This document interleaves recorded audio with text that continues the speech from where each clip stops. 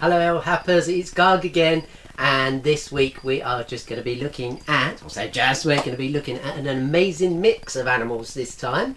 And the first one we're going to have a look at, you've probably seen many times before, and may even have one at home as well. First animal we're going to have a look at is a guinea pig.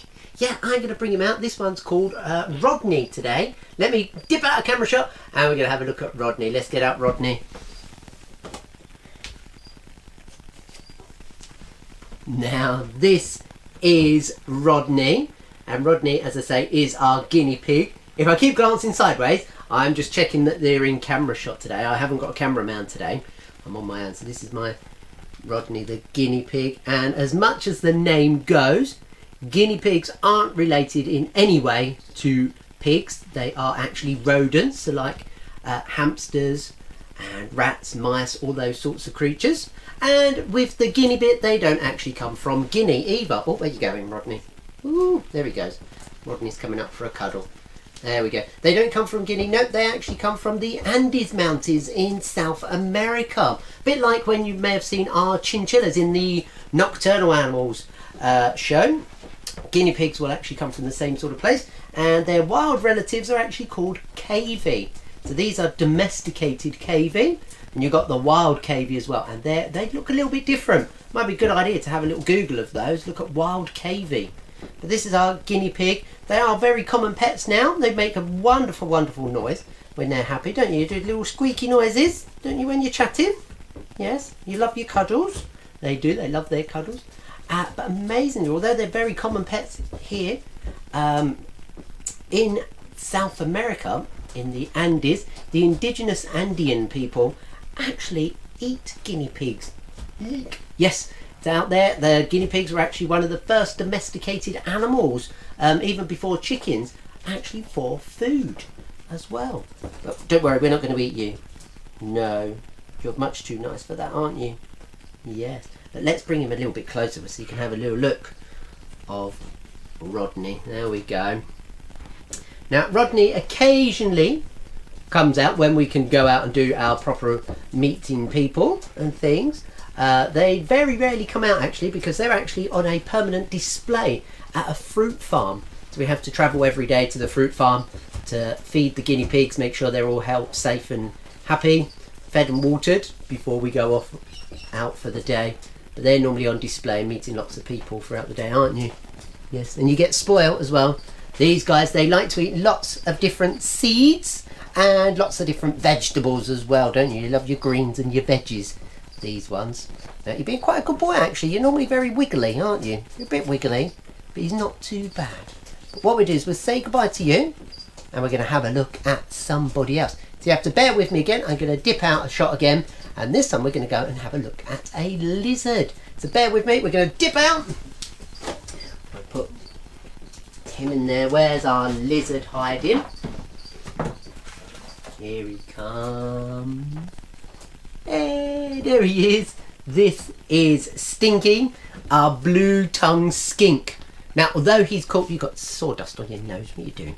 There we go. Although he's called Stinky, we didn't put him in our Stinky Animal Show because he's not stinky. No, that's just a silly name that my children come up with to call him. But being a blue-tongued skink, he does have a wonderful blue tongue. Let's see if we can get him to do it. You're going to stick your tongue out? You're not going to, because we want you to. Oh, there it goes. Ready. Oh, very close to the camera. Yeah. There we go. Look at that. Nice super close up of his tongue there. Fantastic. Now that blue tongue there is to be very scary. It's to scare off their predators.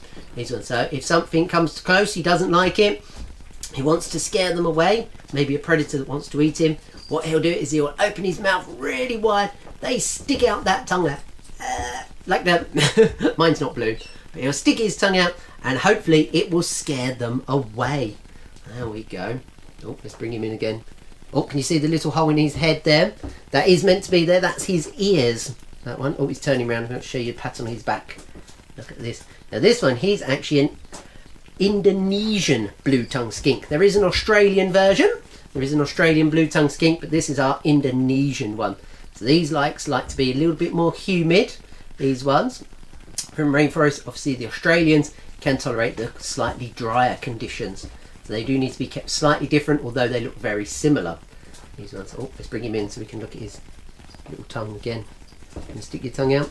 These guys, one of their favourite foods, other than other bugs and things, they love to eat snails. Yep, and they'll crush up the shell. They do love a good yummy snail to eat. And the snails are actually very good for them. The shell is very good as well, because the shell's made of calcium, so it's very good for their bones. We would tend to drink milk or eat cheese and things for our calcium, but blue-tongued skinks, they like to eat snails for theirs. Ready? You keep turning around and facing the wrong way. Will you pay attention? There we go. Super duper. Now these guys, if I turn him around, you'll see, let's put him that way, there we go. He's got relatively short legs, these ones, and that's because these type of lizards are actually losing their legs, not as an individual, but as species go over generations of baby after baby after babies, their legs are actually getting smaller and smaller. And if their species is still around in a few thousand, maybe million years time or so, they will become a legless lizard. So they'll be a lizard without any legs. So again, they look like snakes, they will look like them, but they won't actually be snakes. Snakes are very different. There's actually a legless lizard that lives in this country, and that is known as a slow worm.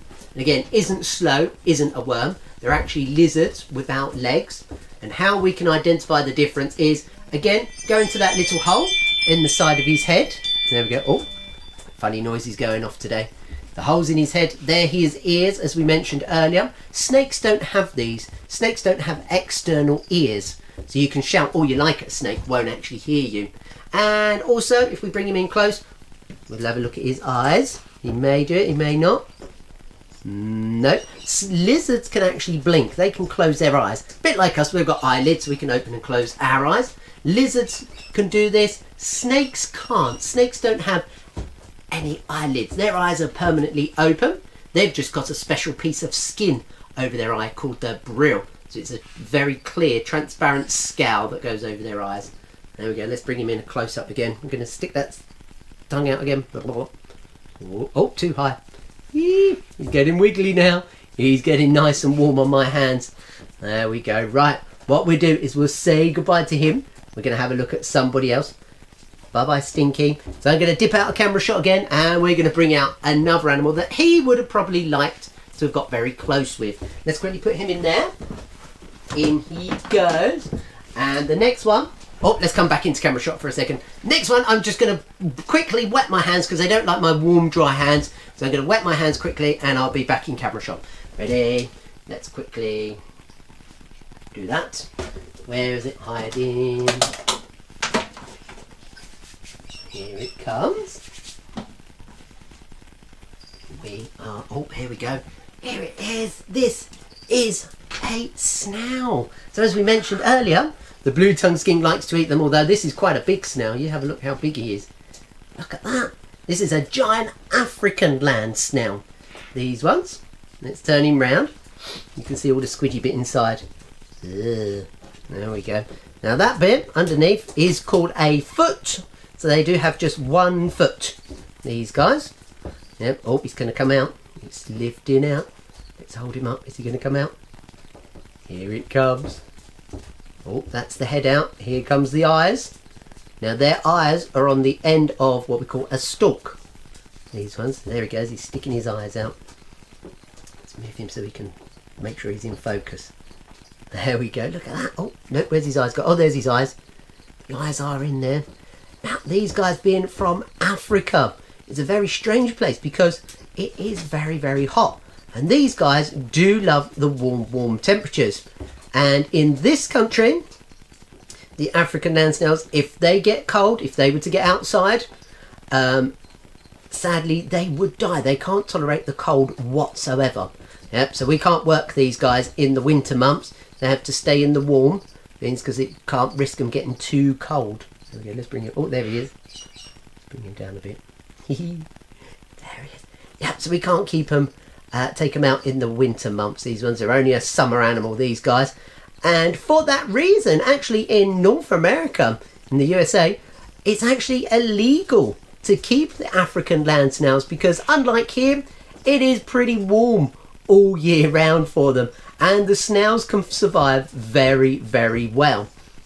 And one snail can lay anywhere easily up to about 100 eggs at a time, and they can do that every few months. So with all those eggs being laid, you soon have real issues with lots and lots of snails on your hands. These ones, so they're illegal to keep out there. They are having lots of problems in North America, in certain states where they have been kept before and they've escaped into the wild, and now they're having to go round and try and catch them up, and that's because they eat so much as well. Right, I've got a special bit of glass today. What's a special bit of glass? It's just a clear bit of glass. There we go. Right, we're going to put him on the glass, and then hopefully he will stick to it, and then we'll be able to see under his tummy. I've got to make sure he sits on it first. Wait until he comes out. There we go. I'll bring it up. So yeah, in North America, as I say, they can't keep them because they do breed. They have got major problems in certain states, so they are having to go out and try and catch them up as well. But you can see how big it is as well. They're absolutely huge. They eat so much food, these guys. They really do.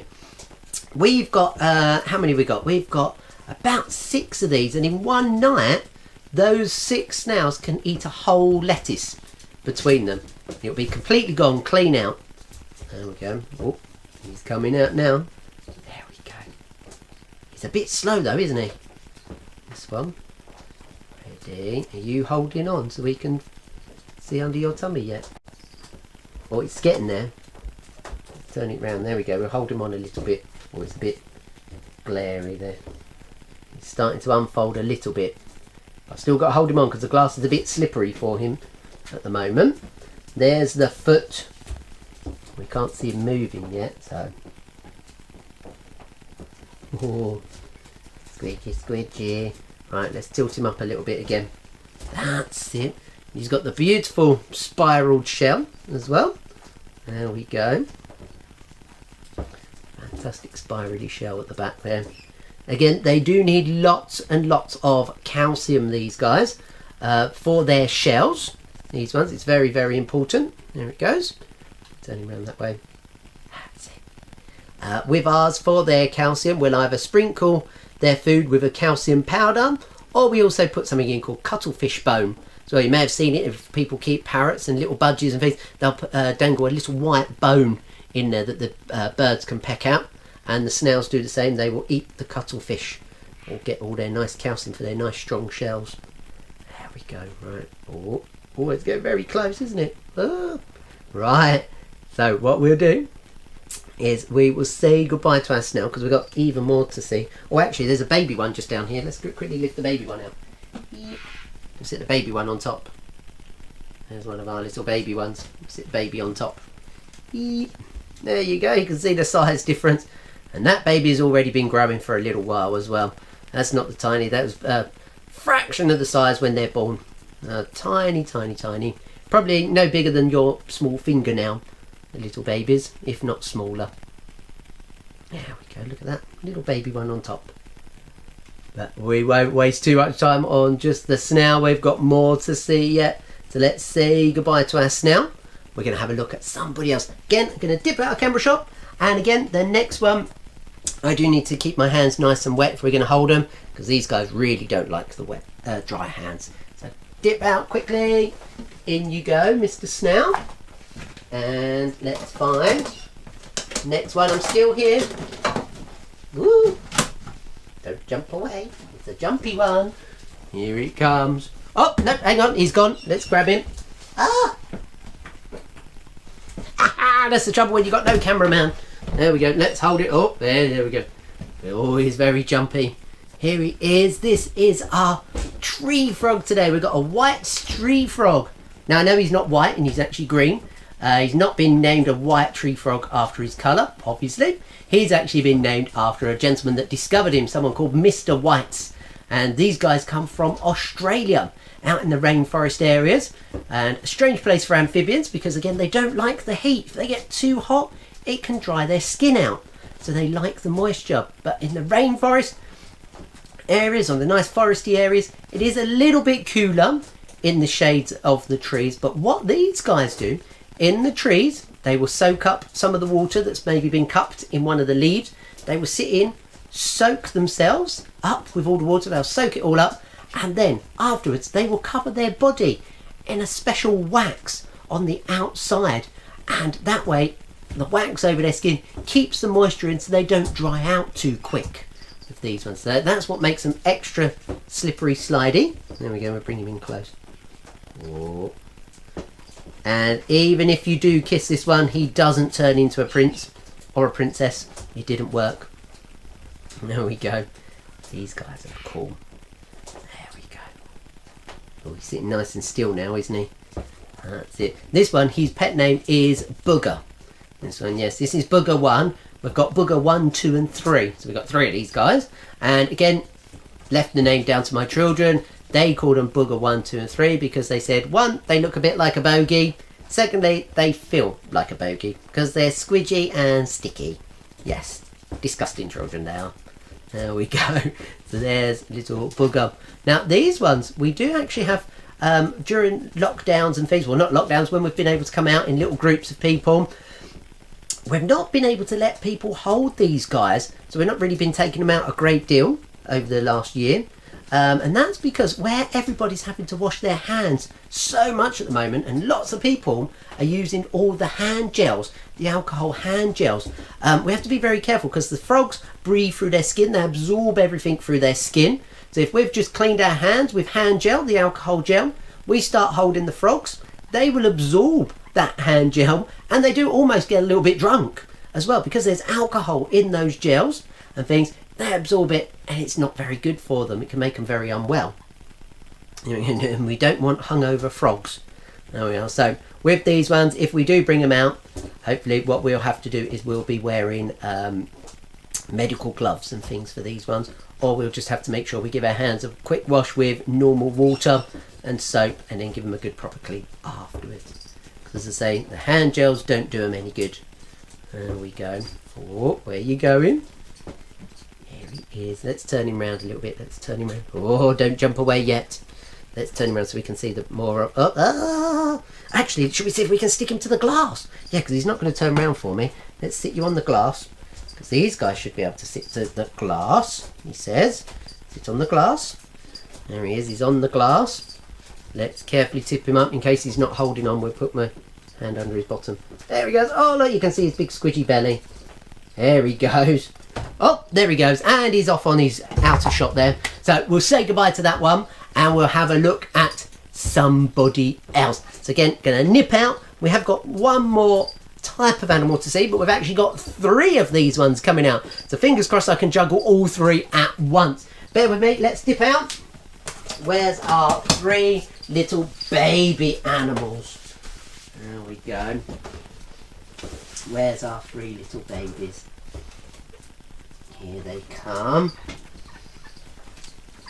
These are our 3 little babies, and you guys at ELHAP are actually the first ones to actually see these little guys. These are 3 little baby meerkats. They were only born on the 17th of February.